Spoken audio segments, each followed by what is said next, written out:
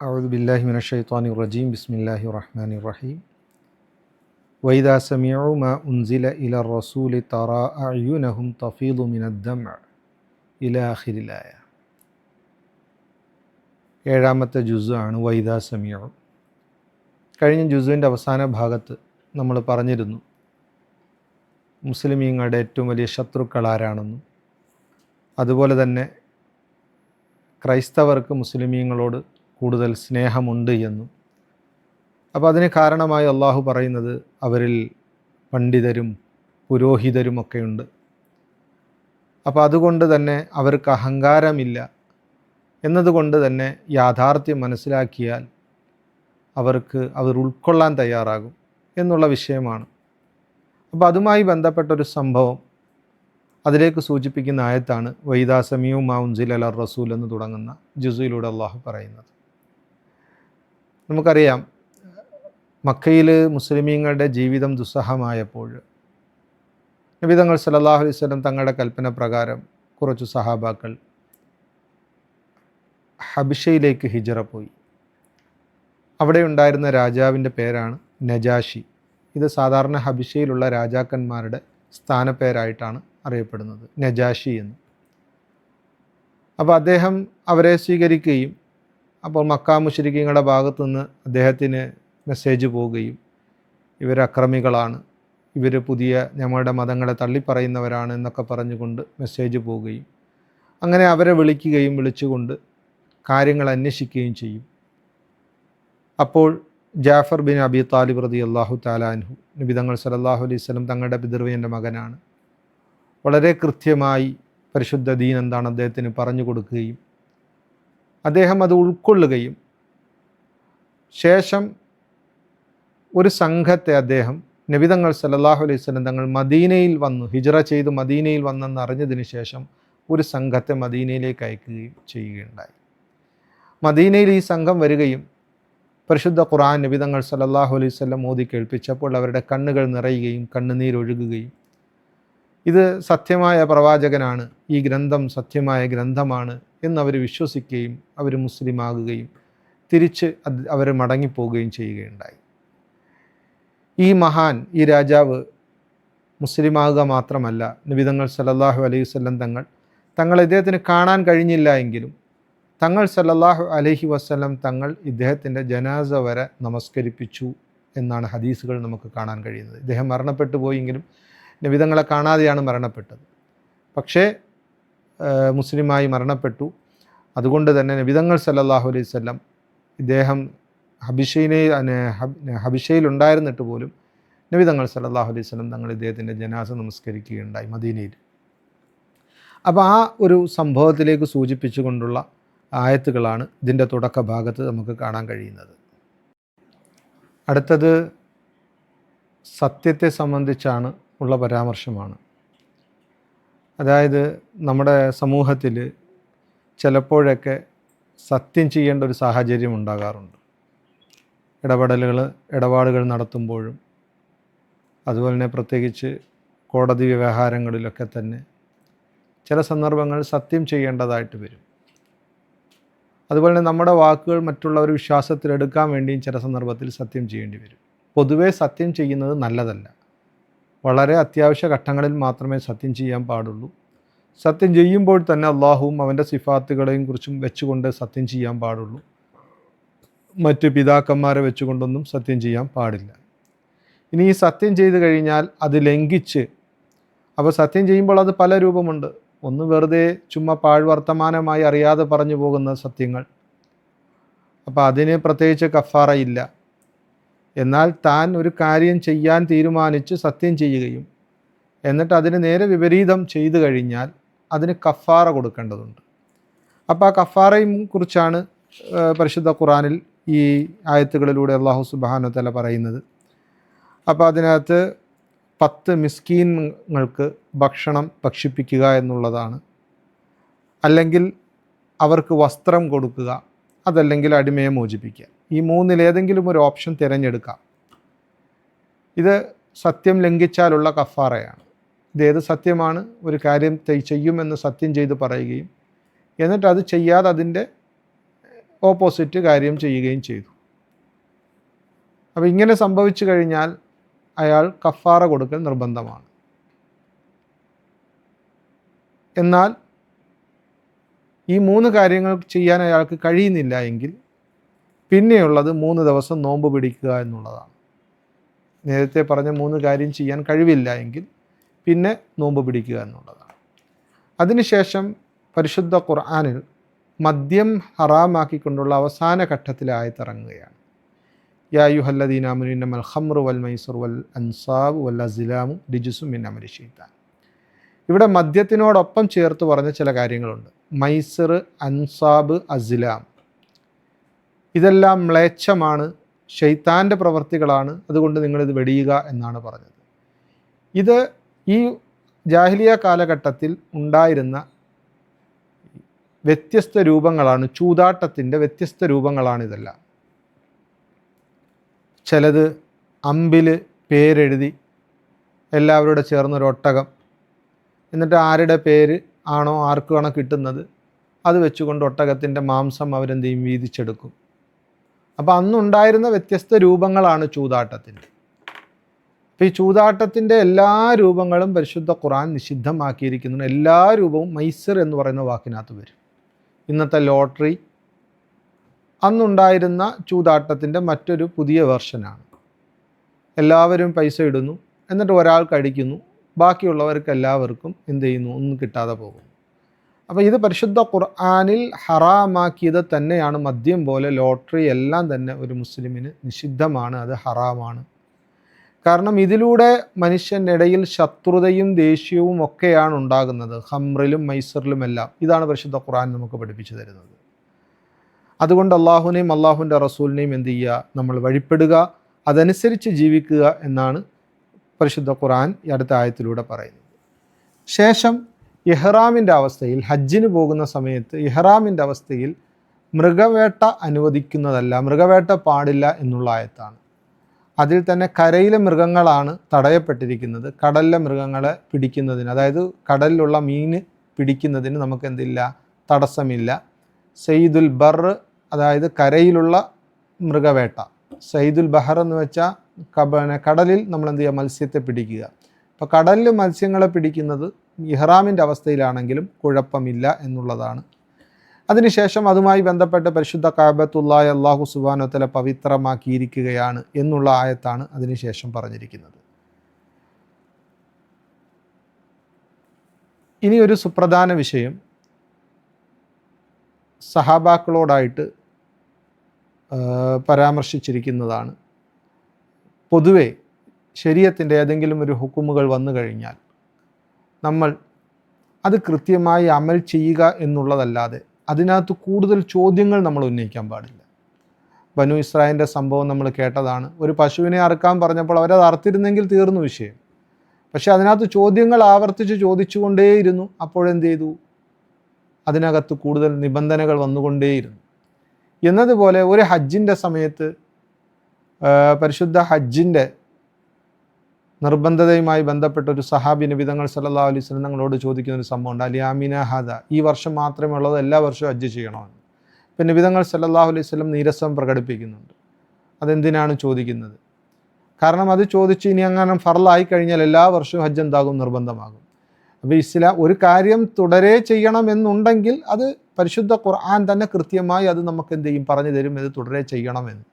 അപ്പോൾ അതങ്ങ് തുടരെ എന്ത് ചെയ്താൽ മതി. ഇപ്പോൾ നമസ്കാരം, നോമ്പ്, എല്ലാ വർഷവും നോമ്പെടുക്കണം, എല്ലാ ദിവസവും നമസ്കരിക്കണം, എല്ലാ വർഷവും സക്കാത്ത് കൊടുക്കണം എന്നുള്ളത് പരിശുദ്ധ ഖുർആനിലൂടെ തന്നെ കൃത്യമായി നമുക്ക് പറഞ്ഞു തരുന്നുണ്ട്. പക്ഷേ ഹജ്ജിനെ സംബന്ധിച്ച് അങ്ങനെ പറഞ്ഞിട്ടില്ലേ, പിന്നെ ചോദിച്ച് നമ്മൾ എന്ത് ചെയ്യേണ്ടതില്ല, അത് എല്ലാ വർഷവും ഉണ്ടോ ഇല്ലയോ എന്ന് അന്വേഷിക്കേണ്ട കാര്യമില്ല. ഒരു വട്ടം ചെയ്ത് കഴിഞ്ഞാൽ തന്നെ നമ്മുടെ ജീവിതത്തിൽ ആ ഹജ്ജ് ചെയ്ത ഫർള് എന്ത് ചെയ്യും, പൂർത്തിയായി തീരും.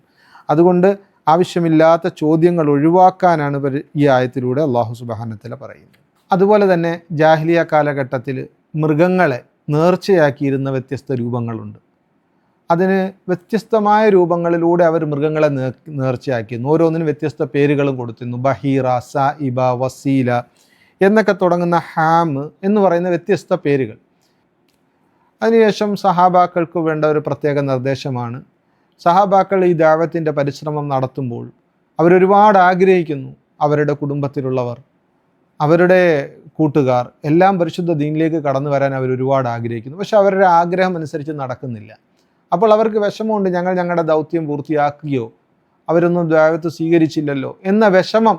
ആ വിഷമം നിബിധങ്ങൾ പരിശുദ്ധ ഖുർആനിലൂടെ അല്ലാഹു സുബ്ഹാനഹു വ തആല പറയുകയാണ്, നിങ്ങളുടെ ദൗത്യം പൂർത്തിയാക്കി കഴിഞ്ഞാൽ ഹിദായത്ത് കൊടുക്കുന്നത് അള്ളാഹുവാണ്. അതിൻ്റെ പേരിൽ നിങ്ങൾ വിഷമിക്കേണ്ടതില്ല, നിങ്ങൾ അതിൻ്റെ പേരിൽ ചോദ്യം ചെയ്യപ്പെടുകയില്ല.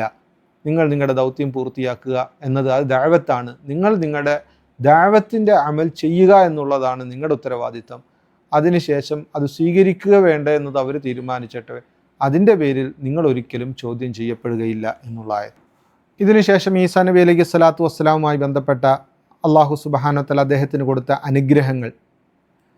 അനുഗ്രഹങ്ങളെ അള്ളാഹു ഓർമ്മിപ്പിക്കുന്ന ആ സംഭവമാണ് ഇനി പറയുന്നത്. ഈസാ അലൈഹി സ്വലാത്തിനോട് അള്ളാഹു ചോദിക്കുന്ന കാര്യങ്ങൾ, അള്ളാഹുവിൻ്റെ അനുഗ്രഹത്തെ ഓർക്കാനും, അതുപോലെ തന്നെ മാതാവിന് കൊടുത്ത അനുഗ്രഹങ്ങളും, അതുപോലെ തന്നെ പരിശുദ്ധാത്മാവ് കൊണ്ട് അദ്ദേഹത്തെ ശക്തിപ്പെടുത്തിയ കാര്യങ്ങളും ഒക്കെയായിട്ട് അദ്ദേഹത്തിന് ചെറുപ്പകാലത്ത് കുഞ്ഞായിരിക്കുമ്പോൾ തന്നെ സംസാരിക്കാനുള്ള, തൊട്ടിലിൽ കിടന്ന് സംസാരിക്കുന്ന അത്ഭുതങ്ങളെല്ലാം അള്ളാഹു സുബ്ഹാനഹു വ തആല അങ്ങനെയുള്ള ഒരുപാട് അനുഗ്രഹങ്ങൾ ഈസാ അലൈഹി സ്വലാത്തു വസ്സലാമിന് കൊടുക്കുകയും അത് ഓർമ്മപ്പെടുത്തുകയും ചെയ്യുന്ന ആയത്ത്.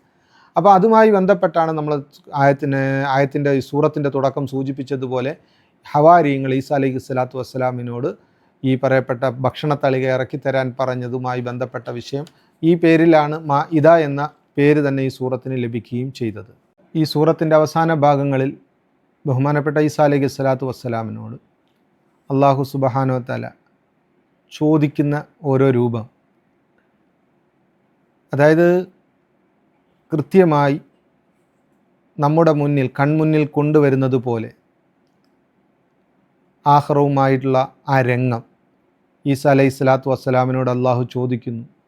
അതായത് നീയാണോ, ഒരു കോടതി വ്യവഹാരങ്ങളെപ്പോലെ ഈസാ അലൈഹി സ്വലാത്തു വസ്സലാമിനെ നിർത്തി നാളെ ആഖിറത്തിൽ ചോദിക്കുന്ന ആ രംഗമാണ് ഇവിടെ പറയുന്നത്. നീയാണോ ജനങ്ങളോട് ഇങ്ങനെ കൽപ്പിച്ചത്? അപ്പോൾ ഈസാ അലൈഹി സ്വലാം മറുപടി പറയുന്നു, ഞാനല്ല. ഞാൻ അങ്ങനെ കൽപ്പിക്കുകയാണോ? ഒരിക്കലും ഞാൻ അങ്ങനെ കൽപ്പിക്കില്ല. അങ്ങനെ ഞാൻ കൽപ്പിക്കുമെങ്കിൽ നീ അറിയില്ലേ എന്നുള്ള ഈസാ അലൈഹി സ്വലാത്തു വസ്സലാമിൻ്റെ നിരപരാധിത്വം വെളിപ്പെടുത്തുന്ന ആ രംഗം. അങ്ങനെ ഈസാ അലൈഹി സ്വലാത്തു വസ്സലാമിനെ ദൈവമാക്കിയതിനെതിരെ ഒരു കോടതി വ്യവഹാരം പോലെ അല്ലാഹു സുബ്ഹാനഹു വ തആല ഈസാ അലൈഹി സ്വലാത്തു മുന്നിൽ നിർത്തിക്കൊണ്ട് അദ്ദേഹത്തെ ദൈവമാക്കിയ ഈ ജനങ്ങളെ നാളെ ആഖിറത്തിൽ ചോദ്യം ചെയ്യുന്ന ഭാഗമാണ് ഇതിൻ്റെ ലാസ്റ്റ് ഭാഗത്തായിട്ട്. അടുത്തത് സൂറത്തുൽ അൻആമാണ്. ഇത് മക്കി സൂറത്താണ്, നബി തങ്ങളുടെ മക്ക ജീവിതത്തിൽ തന്നെ അവതരിച്ച സൂറത്താണ്. അപ്പോൾ അതുകൊണ്ട് തന്നെ ഇസ്ലാമിൻ്റെ ദഅവത്തിൻ്റെ ആ തുടക്ക സന്ദർഭം, അവിടെ ചർച്ച ചെയ്യുന്ന തൗഹീദ്, റിസാലത്ത്, ആഖിറത്ത്, ഇതാണ് ഈ സൂറത്തിൻ്റെ പ്രമേയം. അതുപോലെ തന്നെ മക്ക മുശ്രിക്കീങ്ങളുടെ ഓരോരോ സംശയങ്ങളും അവരുടെ വിമർശനങ്ങൾക്കും കൃത്യമായ മറുപടി നൽകുന്നൊരു സൂറത്ത് കൂടിയാണ് ഈ സൂറത്ത്. പ്രത്യേകിച്ച് മുശ്രിക്കീങ്ങളുടെ തെറ്റായ വിശ്വാസങ്ങളും ആ തെറ്റായ വിശ്വാസത്തിൻ്റെ അടിസ്ഥാനത്തിൽ ഒരുപാട് അടിസ്ഥാനരഹിതമായ ചടങ്ങുകൾ, പ്രത്യേകിച്ച് മൃഗങ്ങളുമായി ബന്ധപ്പെട്ട് ഒരുപാട് ദുരാചാരങ്ങൾ അവരുടെ ഇടയിലുണ്ടായിരുന്നു. അപ്പോൾ ആ ദുരാചാരങ്ങളെ ശക്തമായി എതിർക്കുന്ന സൂറത്ത് കൂടിയാണിത്. അതുകൊണ്ട് തന്നെയാണ് ഈ സൂറത്തിന് അൻആം അൻആം എന്ന് വെച്ചാൽ അറബിയിൽ മൃഗങ്ങൾ, നാൽക്കാലികൾ എന്നാണ് അർത്ഥം. അപ്പം നാൽക്കാലികളുമായുള്ള ദുരാചാരങ്ങൾ ഒരുപാട് മൃഗങ്ങളും വെച്ചുകൊണ്ട് അതിൻ്റെ മാംസം കഴിക്കുന്നതുമായി ബന്ധപ്പെട്ടും ഒക്കെ ഒരുപാട് ദുരാചാരങ്ങൾ അവരുടെ ഇടയിലുണ്ടായിരുന്നു. അപ്പോൾ അതിനെ എതിർത്തുകൊണ്ടുള്ള സൂറത്തായതുകൊണ്ടാണ് ഈ സൂറത്തിന് അൻആം എന്ന പേര് വന്നിരിക്കുന്നത്. പിന്നെ അല്ലാഹു സുബ്ഹാനഹു വ തആല പ്രപഞ്ചത്തിൻ്റെ യാഥാർത്ഥ്യങ്ങൾ, ഈ പ്രപഞ്ചം ഒന്നും തന്നെ ആകസ്മികമായി ഉണ്ടായതല്ല, കൃത്യമായി അല്ലാഹു സുബ്ഹാനഹു വ തആല പ്ലാൻ ചെയ്തതാണ്. അപ്പോൾ അതിന് കൃത്യമായ തെളിവുകൾ അല്ലാഹു സുബ്ഹാനഹു വ തആല ഓരോന്നും നിരത്തുകയാണ്. അപ്പോൾ ആ തെളിവുകൾ നിരത്തുമ്പോൾ ഒരു പ്രത്യേക ശൈലി, നബി തങ്ങൾ സല്ലല്ലാഹു അലൈഹി വസല്ലം തങ്ങളെ കൊണ്ട് ചോദിപ്പിക്കുന്ന ഒരു ശൈലി മക്ക മുശ്രിക്കീങ്ങളോട്. ഓരോന്നും കുൽ മൻ യുൻജീക്കും, കുൽ അറഅയ്തും എന്ന് പറഞ്ഞ് നബി തങ്ങളെ കൊണ്ട് ചോദിപ്പിക്കുന്നു. നിങ്ങളെ ആരാണ് രക്ഷപ്പെടുത്തുന്നത്? ആകാശഭൂമികളെ സൃഷ്ടിച്ചത് ആരാണ് എന്നുള്ള ചോദ്യം ചോദിപ്പിക്കുകയും എന്നിട്ട് നബി തങ്ങളെ കൊണ്ട് തന്നെ മറുപടി, കാരണം ഇവർക്കത് മറുപടി പറയാൻ കഴിയില്ല, എന്നാൽ ഇവർ സമ്മതിക്കുകയും ചെയ്യുന്നു. അപ്പോൾ നബി തങ്ങൾ സല്ലല്ലാഹു അലൈഹി വസല്ലം തങ്ങളെ കൊണ്ട് തന്നെ മറുപടി പറയിപ്പിക്കുന്ന ഒരു പ്രത്യേക ശൈലിയിലാണ് ഈ തുടക്ക ആയത്തുകളെല്ലാം അല്ലാഹു സുബ്ഹാനഹു വ തആല ഇറക്കിയിരിക്കുന്നത്. തുടക്കത്തിൽ തന്നെ ഇതിനകത്ത് അള്ളാഹുവിൻ്റെ തൗഹീദ്, അള്ളാഹുവിൻ്റെ ഹംദ്, സനാ തുടങ്ങിയ വിഷയങ്ങളാണുള്ളത്. അതുപോലെ തന്നെ റിസാലത്തിൻ്റെ വിഷയമുണ്ട്. നേരത്തെ നമ്മൾ സൂചിപ്പിച്ചതുപോലെ ആഖിറവുമായി ബന്ധപ്പെട്ട ചർച്ചയും ഇതിൽ നമുക്ക് എന്ത് ചെയ്യാം, വളരെ വിശാലമായ രീതിയിൽ നമുക്കത് ജുസുയിലെ ഒരു പ്രധാനപ്പെട്ട ഭാഗമാണ് വൈൻ ഖാന കബുറ അലൈക യാറാദുഹും എന്ന് തുടങ്ങുന്ന ഭാഗം. ഈ ആയത്തിൽ അള്ളാഹു സുബ്ഹാനഹു വ തആല നബി തങ്ങൾ സല്ലല്ലാഹു അലൈഹി വസല്ലം തങ്ങൾക്ക് ഒരു കാര്യം ഓർമ്മപ്പെടുത്തുകയാണ്. പ്രത്യേകിച്ച് അഥവാ മുശ്രിക്കീങ്ങൾ എന്തു തന്നെ വന്നാലും സത്യം ഉൾക്കൊണ്ടിട്ട് പോലും അവർ നബി തങ്ങൾ സല്ലല്ലാഹു അലൈഹി വസല്ലം തങ്ങളെ അള്ളാഹുവിനെ ധിക്കരിച്ചവരാണ്. ഇനി നബി തങ്ങൾ എന്തെല്ലാം കാണിച്ചാലും അവരെന്ത് ചെയ്യാൻ പോകുന്നില്ല, വിശ്വസിക്കാൻ പോകുന്നില്ല. ഇത് അവതരണത്തിനുള്ള ഒരു പശ്ചാത്തലം എന്താണെന്ന് വെച്ചാൽ, കാഫിരീങ്ങൾ നബി തങ്ങൾ സല്ലല്ലാഹു അലൈഹി വസല്ലം തങ്ങളോട് ഒരുപാട് മുഅ്ജിസത്തുകൾ ഇങ്ങനെ ചോദിച്ചുകൊണ്ടേയിരിക്കുമായിരുന്നു. ഞങ്ങൾക്കത് കാണിച്ചതാ, എന്നാൽ ഞങ്ങൾ വിശ്വസിക്കാം. ഞങ്ങൾക്കിത് കാണിച്ചതാ, ഞങ്ങൾക്ക് നേരിട്ടൊരു ഗ്രന്ഥം കൊണ്ടുവന്നാൽ ഞങ്ങൾ വിശ്വസിക്കാം. ഇങ്ങനെ ഒരുപാട് കാര്യങ്ങൾ സൂറ ബനു ഇസ്രായേലിൽ അതിൻ്റെ ലിസ്റ്റ് തന്നെ നമുക്ക് കാണാൻ കഴിയും. ഒരുപാട് കാര്യങ്ങൾ 15 മുതൽ 89 ആയത്ത് വരെ സൂറത്ത് ബനു ഇസ്രായേൽ ഈ വിഷയങ്ങളാണ്, ഇവർ ചോദിച്ച ചോദ്യങ്ങളാണ്. അപ്പോൾ അങ്ങനെയുള്ള കാര്യങ്ങൾ അപ്പോൾ നബി തങ്ങൾ സല്ലല്ലാഹു അലൈഹി വസല്ലം തങ്ങൾ പോലും അറിയാതെ ആഗ്രഹിക്കും. അത് പക്ഷേ ദുആ ചെയ്ത് അള്ളാഹു അങ്ങനെ കാണിച്ചെന്നാൽ ഇവർ മുഅ്മിനീങ്ങളായാലോ, ഇവർ ഈ ഒരു അത്ഭുതവും കൂടെ കാണിച്ച് ഇവർ മുഅ്മിനായാൽ നല്ലതല്ലേ. അപ്പോൾ അള്ളാഹു സുബ്ഹാനഹു വ തആല തങ്ങൾ സല്ലല്ലാഹു അലൈഹി വസല്ലം തങ്ങളുടെ ആ ഒരു മാനസിക അവസ്ഥ അതിനെ അള്ളാഹു സുബ്ഹാനഹു വ തആല ആയത്തിലൂടെ പറയുകയാണ്, താങ്കൾ ഭൂമി ഇനി തുറന്ന് താഴെ പോയി കാണിച്ചാലും അല്ലെങ്കിൽ ആകാശത്തേക്ക് ഏണി വെച്ച് കയറിപ്പോയി കാണിച്ചു കൊടുത്താലും ഇവർ വിശ്വസിക്കാൻ പോകുന്നില്ല. താങ്കൾക്ക് പറ്റുമെങ്കിൽ അങ്ങനെ ചെയ്യും, എന്നാൽ ഇവർ വിശ്വസിക്കാൻ പോകുന്നില്ല. അത് ചെയ്യാൻ വേണ്ടി നബി തങ്ങളെ വെല്ലുവിളിച്ചതൊന്നുമല്ല. എന്ന് വെച്ചാൽ താങ്കൾ അങ്ങനെ ചെയ്യൂല, അങ്ങനെ ചെയ്താൽ പോലും ഇവരൊട്ടും എന്ത് ചെയ്യാൻ പോകുന്നില്ല, വിശ്വസിക്കാൻ പോകുന്നില്ല. വിശ്വസിക്കണമായിരുന്നുവെങ്കിൽ പരിശുദ്ധ ഖുർആൻ്റെ ബലാഗത്ത്, അതിൻ്റെ ഫസാഹത്ത്, അപ്പോൾ അന്നത്തെ കാലഘട്ടത്തിൽ ഏറ്റവും നല്ല ഭാഷയായിട്ട് പൂർണ്ണമായി വളർച്ച എത്തിയൊരു ഭാഷയാണ് അറബി ഭാഷ. അതിൽ തന്നെ മക്ക മുശ്രിക്കീങ്ങൾ അതിൻ്റെ സാഹിത്യത്തിൽ തന്നെ ഏറ്റവും ഉയർന്ന സ്ഥാനത്താണുള്ളത്. അപ്പോൾ അവരെ പരാജയപ്പെടുത്തിക്കൊണ്ട്, അവരെ അത്ഭുതപ്പെടുത്തിക്കൊണ്ട് ഈ പരിശുദ്ധ ഖുർആൻ ഇറങ്ങിയെങ്കിൽ തീർച്ചയായിട്ടും അവർക്കത് ബോധ്യപ്പെട്ട് കഴിഞ്ഞൊരു കാര്യമാണ്. പിന്നെ വെറുതെയാണ് ഇവരിങ്ങനെയുള്ള കാര്യങ്ങൾ ചോദിക്കുകയും ഓരോന്ന് ചോദിക്കും. എത്ര കാണിച്ചാലും ഇവരെന്ത് ചെയ്യാൻ പോകുന്നതിന് മുഅ്മിനാകാൻ പോകുന്നില്ല. രണ്ടാമതൊരു വിഷയം, ഇവർ ചോദിക്കുന്ന കാര്യങ്ങളെല്ലാം എന്തുകൊണ്ട് അള്ളാഹു കാണിച്ചു കൊടുക്കുന്നില്ല, അത് അടുത്തൊരു വിഷയമാണ്. കാരണം അള്ളാഹുവിൻ്റെ ഒരു രീതിയാണ്, സാധാരണ രീതിയിൽ അള്ളാഹു സമുദായം പ്രവാചകനോട് മുഅ്ജിസത്ത് കാണിക്കാൻ ആവശ്യപ്പെടുകയും അത്ഭുതങ്ങൾ കാണിക്കാൻ ആവശ്യപ്പെടുകയും അവരുടെ ആവശ്യപ്രകാരം ആ പ്രവാചകൻ ദുആ ചെയ്ത് അള്ളാഹു ഏതെങ്കിലും അത്ഭുതം കാണിക്കുകയും ചെയ്തു കഴിഞ്ഞാൽ പിന്നെ അവർ വിശ്വസിച്ചില്ലെങ്കിൽ ആ സമുദായത്തെ അള്ളാഹു നശിപ്പിച്ചു കളയുക എന്നത് അള്ളാഹുവിൻ്റെ ഒരു പഴയ രീതി തന്നെയാണ്. മുൻകഴിഞ്ഞ സമുദായങ്ങളിലെല്ലാം ഈ രീതി അള്ളാഹു ഇങ്ങനെ പിന്തുടർന്ന് വരികയാണ്. ഇത് സുന്നത്തുള്ളയാണ്. അപ്പോൾ അള്ളാഹു അങ്ങനെ ആഗ്രഹിക്കുന്നില്ല. ഈ പറയപ്പെട്ട മക്ക മുശ്രിക്കീങ്ങളെ ഒന്നടങ്കം തകർക്കാൻ ആഗ്രഹിക്കുന്നില്ല. അതുകൊണ്ട് ആ ഒരു യുക്തിയുടെ അടിസ്ഥാനത്തിൽ അള്ളാഹു സുബ്ഹാനഹു വ തആല ഇവരാവശ്യപ്പെടുന്ന ഓരോരോ മുഅ്ജിസത്തുകളും പരമാവധി പ്രവാചകൻ സല്ലല്ലാഹു അലൈഹി വസല്ലം തങ്ങൾക്ക് കിട്ടിയ ഏറ്റവും വലിയ മുഅ്ജിസത്തായ പരിശുദ്ധ ഖുർആൻ അവരുടെ മുമ്പിലുണ്ട്. അതൊരെണ്ണം മതി അവർക്ക് പരിശുദ്ധ ദീനിലേക്ക് കടന്നു വരാൻ. പിന്നെ ഈ ചോദിച്ച ഓരോ മുഅ്ജിസത്തുകളും കാണിക്കാത്തതിനുള്ള കാരണം ഇതായിട്ട് ഈ ആയത്തുകളിലൂടെ നമുക്ക് മനസ്സിലാക്കാൻ കഴിയും. അതുപോലെ തന്നെ ഈ ജുസിൽ പറയുന്ന മറ്റൊരു വിഷയമാണ് ഈ ഹശർ എന്ന് പറയുന്നത്, അതായത് പുനർജീവിതം. അതുപോലെ തന്നെ അതുമായി നാളെ മഹ്ശറയിൽ എല്ലാവരെയും ഒരുമിച്ച് കൂട്ടുന്നത്. അത് മനുഷ്യർക്ക് മാത്രമല്ല, എല്ലാ മൃഗങ്ങൾക്കും അതുണ്ട് എന്ന് പരിശുദ്ധ ഖുർആൻ പറയുന്നു. എല്ലാ മൃഗങ്ങളെയും ഒരുമിച്ച് കൂട്ടും. ഇപ്പം മൃഗങ്ങളെ സംബന്ധിച്ചിടത്തോളം അവർ മുക്കല്ലഫീങ്ങളല്ലെങ്കിലും അവർക്ക് നിയമങ്ങളൊന്നുമില്ലെങ്കിലും ഒരു മൃഗം മറ്റൊരു മൃഗത്തെ ഉപദ്രവിച്ചിട്ടുണ്ടെങ്കിൽ ആ ഉപദ്രവം അത് തിരിച്ചെന്ത് ചെയ്യും, ഉപദ്രവിപ്പിക്കും. അങ്ങനെ ഉപദ്രവിച്ചതിന് ശേഷം അവരെ പിന്നെന്ത് ചെയ്യും, മണ്ണാക്കി കളയും. പക്ഷേ മനുഷ്യരെ സംബന്ധിച്ചിടത്തോളം അവർക്ക് പിന്നെ കാലാകാല ജീവിതമാണുള്ളത്. അവരെ സംബന്ധിച്ചിടത്തോളം സ്വർഗവും നരകവും എല്ലാം കൃത്യമായി അള്ളാഹുവിനെ വഴിപ്പെട്ടവർക്ക് സ്വർഗം കൊടുക്കുകയും വഴിപ്പെടാത്തവർക്ക് നരകശിക്ഷ കിട്ടുകയും ചെയ്യുന്ന ഭാഗമാണുള്ളത്. ഇനി ഇതിനകത്ത് ഏറ്റവും പ്രധാനപ്പെട്ട ഒരു വിഷയം, ഇബ്രാഹിം നബി അലൈഹി സ്വലാത്തു വസ്സലാമിൻ തൻ്റെ സമുദായത്തിന് നടത്തിയ ദഅവത്താണ് ഈ ജുസിൽ പരാമർശിക്കുന്ന ഒരു വിഷയം. അപ്പോൾ ഇബ്രാഹിം നബി അലൈഹി സ്വലാത്തു വസ്സലാം ഇറാഖിലെ നീനുവ എന്ന് പറയുന്നൊരു പ്രദേശത്ത് ജനിച്ച വ്യക്തിയാണ് ബഹുമാനപ്പെട്ട ഇബ്രാഹിം നബി അലൈഹി സ്വലാത്തു വസ്സലാം. അപ്പോൾ അദ്ദേഹത്തിൻ്റെ സമുദായം ഈ നക്ഷത്രങ്ങളെയും അതുപോലെ തന്നെ വിഗ്രഹങ്ങളൊക്കെ ആരാധിച്ചു കൊണ്ടിരുന്നൊരു സമുദായമാണ്. ഇബ്രാഹിം നബി അലൈഹി സ്വലാത്തു വസ്സലാമിൻ്റെ പിതാവ് പോലും ഈ ആരാധന നടത്തിയിരുന്നു. മാത്രമല്ല അദ്ദേഹം വിഗ്രഹങ്ങളെ ഉണ്ടാക്കുന്ന ആളുമായിരുന്നു. അദ്ദേഹം തുടക്കം തന്നെ ഇങ്ങനെയുള്ള വിഗ്രഹാരാധനയ്ക്കെതിരായിരുന്നു. നുബുവത്തിന് ശേഷം അദ്ദേഹം വളരെ യുക്തിപൂർണമായ രീതിയിൽ തൻ്റെ സമുദായത്തെ വളരെ നല്ല രീതിയിൽ ദഅവത്ത് നടത്തുന്ന ഒരു പ്രത്യേക ശൈലി പരിശുദ്ധ ഖുർആനിൽ നമുക്ക് കാണാൻ കഴിയും. നക്ഷത്രങ്ങളെ കാണിച്ചുകൊണ്ട് ഇതെൻ്റെ റബ്ബാണെന്നും ചന്ദ്രനെയും സൂര്യനെയും കാണിച്ചുകൊണ്ട് ഇതെൻ്റെ റബ്ബാണെന്നൊക്കെ പറയുകയും ഇവരെല്ലാം അസ്തമിച്ചു പോകുമ്പോൾ ഇതൊന്നും എൻ്റെ റബ്ബല്ല, കാരണം ഇതെൻ്റെ റബ്ബായിരുന്നെങ്കിൽ ഇത് അസ്തമിക്കില്ലായിരുന്നു എന്നുള്ള വളരെ നല്ല ഒരു അവർക്ക് കാര്യങ്ങൾ ചിന്തിക്കാവുന്ന രീതിയിൽ ഇബ്രാഹിം അലൈഹി സ്വലാത്തു വസ്സലാം തൻ്റെ സമുദായത്തിന് നടത്തുന്ന ദഅവത്താണ് അടുത്ത ആയത്തുകളിലൂടെ ഇവിടെ പരാമർശിക്കുന്നത്. ശേഷം അല്ലാഹു സുബ്ഹാനഹു വ തആല ഈ പരിശുദ്ധമായ ദീനിൻ്റെ ദഅവത്തിൻ്റെ ദൗത്യം അത് നടത്തിയ അമ്പിയാക്കളുടെ പേരെടുത്തു പറയുന്ന ഒരു കാര്യം ഒരായത്താണ്. ഈ ആയത്തിലൂടെ ഏകദേശം 18 പ്രവാചകന്മാരുടെ പേര് അല്ലാഹു സുബ്ഹാനഹു വ തആല എടുത്തു പറയുകയാണ്. ഇവരെല്ലാവരും ഈ പരിശുദ്ധമായ ദീനിൻ്റെ ദഅവത്ത് നടത്തിയവരാണ്. നേരത്തെ നമ്മൾ സൂചിപ്പിച്ചതാണ്, പ്രവാചകന്മാർ അവർ മാത്രമല്ല, അള്ളാഹു പേരെടുത്ത് പറയാത്തയും ഒരുപാട് പ്രവാചകന്മാരുണ്ട് എന്ന് പരിശുദ്ധ ഖുർആൻ തന്നെ പറയുന്നുണ്ട്. അപ്പോൾ ആ പ്രവാചകന്മാരുടെ ദൗത്യവും അവരുടെ ദഅവത്തും, പക്ഷേ ജനങ്ങൾ അവരെ ഉൾക്കൊണ്ടവരും അതുപോലെ തന്നെ ആ പ്രവാചകന്മാരെ ഉൾക്കൊള്ളാത്തവരും അവരെ ഉപദ്രവിച്ചവരും എത്രത്തോളം പ്രവാചകന്മാരെ വധിച്ചവരും വിശിഷ്യ ജൂതന്മാരിൽ അവരെക്കുറിച്ചുള്ള പരാമർശമുണ്ട്. എത്രത്തോളം ജൂതന്മാർക്ക് നബി തങ്ങൾ സല്ലല്ലാഹു അലൈഹി വസല്ലം തങ്ങളോടും ഈ ശത്രുത ഉണ്ടായിരുന്നു. തങ്ങൾ സല്ലല്ലാഹു അലൈഹി വസല്ലം തങ്ങളെ മാഅദല്ല വധിക്കാൻ വേണ്ടി പലതവണ അവർ പ്ലാൻ ചെയ്തിരുന്നു. ഏത് കാര്യത്തിനു വേണ്ടി, അതായത് വിഗ്രഹാരാധന വരെ ചെയ്യാൻ അവരെന്താണ് തയ്യാറാണ്, പക്ഷേ പരിശുദ്ധ ദീനിലേക്ക് വരാൻ അവർ തയ്യാറല്ല.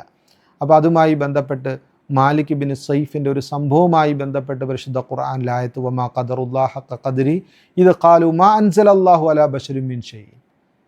അതായത് അവസാന ഘട്ടത്തിൽ അവരിങ്ങനെ പറയുകയാണ്, അള്ളാഹു അങ്ങനെ ആർക്കും മനുഷ്യന്മാർക്കും ഒന്നും തന്നെ അയച്ചിട്ടൊന്നുമില്ല എന്ന് വരെ പറയുന്ന ഒരവസ്ഥ. ഒരു ജൂതനാണ്, മൂസാ നബി അലൈഹി സ്വലാത്തു വസ്സലാമിനെ കൊണ്ട് വിശ്വസിക്കുന്ന വ്യക്തിയാണ്. പക്ഷേ എന്നിട്ടും പറയുന്നു മനുഷ്യർക്ക് അള്ളാഹു അങ്ങനെ ഒരു സാധനവും ഒരു കിതാബും ഒരു ഗ്രന്ഥവും അയച്ചു കൊടുത്തിട്ടില്ല എന്ന് പറയുകയാണ്. എന്തിൻ്റെ പേരിലാണ്? നബിതങ്ങളോടുള്ള വൈരാഗ്യം, നബിതങ്ങളോടുള്ള ശത്രുത കൊണ്ട് മാത്രം അദ്ദേഹത്തെ പറയാൻ പ്രേരിപ്പിച്ചതാണ് ഈ കാര്യം. ഇനി ഈ ജുസുവിൻ്റെ അവസാന ഭാഗത്തിൽ ഒരു വളരെ പ്രധാനപ്പെട്ട ഒരു കാര്യം അള്ളാഹു ഉണർത്തുകയാണ്. എന്തെന്ന് വെച്ചാൽ വലാ തസുബ്ബുല്ലദീന യദ്ഊന മിൻ ദൂനില്ലാ ഫയസുബ്ബുല്ലാഹ അദുവൻ ബിഗൈരി ഇൽം. നിങ്ങൾ അള്ളാഹു അല്ലാത്തവരെ ആരാധിക്കുന്ന വ്യക്തികൾ, അപ്പോൾ അങ്ങനെയുള്ളവരെ ഒരിക്കലും നിങ്ങൾ അങ്ങനെ അള്ളാഹു അല്ലാത്തവരെ ആരാധിക്കുന്നുണ്ടെങ്കിൽ ആ വിഗ്രഹങ്ങളാകട്ടെ അതല്ലെങ്കിൽ വ്യക്തികളാകട്ടെ എന്താണെങ്കിലും അവരെ നിങ്ങൾ യാതൊരു രീതിയിലും അസഭ്യം പറയാൻ പാടില്ല എന്നുള്ള വിഷയം. കാരണം നിങ്ങൾ അവരുടെ ദൈവങ്ങളെയും അവരുടെ ദേവാലയങ്ങളെയും ഒക്കെ നിങ്ങൾ അസഭ്യം പറയുകയാണെങ്കിൽ തിരിച്ച് അവരറിവില്ലായ്മയുടെ പേരിൽ നിങ്ങൾ അള്ളാഹുവിനെ അവർ അസഭ്യം പറയുന്നവരാകും. അവരല്ലാഹുവിനെ അസഭ്യം പറയും. അപ്പം അതിന് നമ്മൾ കാരണക്കാരാകുകയാണ്. അതുകൊണ്ട് മറ്റുള്ള മതക്കാർ ആരാധിക്കുന്ന അവരുടെ ആരാധ്യ വസ്തുക്കളെ ഒന്നും തന്നെ അസഭ്യം പറയാൻ, അതിനെക്കുറിച്ച് മോശം പറയാൻ നമുക്ക് അനുവാദമില്ല. അത് നിങ്ങൾ ചെയ്യരുത്. കാരണം അതിൻ്റെ തിക്തഫലം എന്താകും? തിരിച്ച് അവരിത് കേട്ടുകൊണ്ട് അള്ളാഹുവിനെ അസഭ്യം പറയുന്ന അവസ്ഥയിലേക്ക് എത്തും. നമ്മളതിന് കാരണക്കാരായി വരും. അതുകൊണ്ട് ഒരിക്കലും അത് ചെയ്യാൻ പാടില്ല എന്നുള്ള ആയത്താണ് ഈ ജുസുവിൻ്റെ ഏറ്റവും അവസാന ഭാഗത്തായിട്ട് വന്നിരിക്കുന്നത്. അള്ളാഹു സുബ്ഹാനഹു വ തആല കാര്യങ്ങൾ മനസ്സിലാക്കാൻ തൗഫീക്ക് നൽകുമാറാകട്ടെ. വാഖിറു ദുആഇ അൽഹംദുലില്ലാഹി റബ്ബിൽ ആലമീൻ.